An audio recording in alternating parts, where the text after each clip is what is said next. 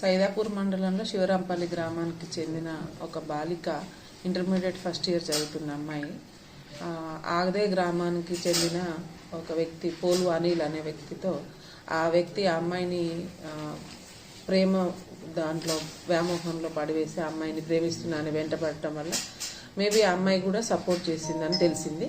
ఆ సపోర్ట్ చేస్తూ వాళ్ళ ఫాదర్ మదర్కి ఒక 3 months నుంచి ఆ అమ్మాయితోటి చాటింగ్ చేస్తుంది అని తెలిసిన తర్వాత తండ్రి మందలించినా కూడా అమ్మాయి వినకపోవడంతో ఆ పిల్లవాడు ఆ రోజు సాయంత్రము వాళ్ళ ఇంటికి కూడా వచ్చి వెళ్ళినట్టు తెలిసింది. That is on 14th November. అయితే తండ్రికి ఏ విషయం తెలిసిన తర్వాత అమ్మాయిని కొంచెం కోపం చేస్తే అమ్మాయి ఆ అబ్బాయిని ఎక్కడ వెళ్ళిపోతుందో చెప్పినా వినట్లేదు అనే ఒక భయంలో ఆ పిల్లని పాయిజన్ ఇచ్చి ఆ పాపని పాయిజన్ ఇచ్చి మళ్ళీ ఎందుకన్నా మంచిది మళ్ళీ బతుకుతుందేమో అనే ఉద్దేశంతో గొంతు నులుపు కూడా తల్లి తండ్రి సొంత తల్లిదండ్రులు ఆమెని చంపేసి తెల్లారి పొద్దున్న ఆమెని పోలీస్ స్టేషన్లో ఒక దరఖాస్తు ఇచ్చారు. ఆమెకి కడుపు నొప్పి ఉంది, అందువలన చనిపోతుంది, ఆరోగ్యం మంచిగా లేక ఇబ్బంది పడుతూ చనిపోయింది పాయిజన్ తీసుకోనని కంప్లైంట్ చేయడం జరిగింది. కానీ కొంచెం మాకు సమాచారం అందింది ఆమె ఎట్లాంటి ఆరోగ్య పరిస్థితులు ఉన్నాయో ఒకసారి చెక్ చేసినాం.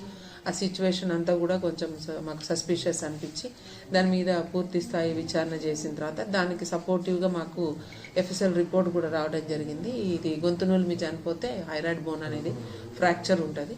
సో ఎఫ్ఎస్ఎల్ రిపోర్ట్లో ఫ్రాక్చర్ వచ్చింది కాబట్టి దాన్ని బేస్ చేసుకొని వాళ్ళ ఫాదర్ని పిలిపించి మేము ఫాదర్ ఇన్వెస్టిగేషన్ చేస్తున్న క్రమంలో అతని ఇంటికి వెళ్తే అతనికి భయం వేసి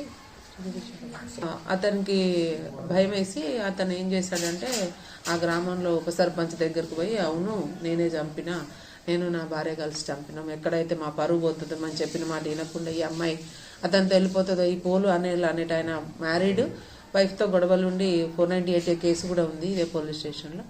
అతను ఎక్కడ వలలో పడింది కాబట్టి అమ్మాయి చిన్నపిల్ల చెప్తే వింటదో లేకపోతే మళ్ళీ ఇంట్లో నుంచి వెళ్ళిపోతుందేమో అనే భయంతో నాకు ఇంట్లో పెళ్లి కావాల్సిన అమ్మాయి పెద్ద పాప ఉంది, కుటుంబం వరువు పోతుంది అనే ఉద్దేశంతో వాళ్ళు అనుకొని ఇద్దరు కలిసి అదే రోజు రాత్రి ఆ అమ్మాయిని పురుగుల మందు తాగించి తర్వాత ఆమె గొంతు నులిమి కూడా చంపేసినట్టుగా మాకు అతను ఉప సర్పంచ్ గారి దగ్గర కన్ఫెస్ అయితే వారు ఇచ్చిన సమాచారం మేరకు ఈరోజు సెక్షన్ ఆల్టరేషన్ చేసి అతను కస్టడీలోకి తీసుకోవడం జరిగింది.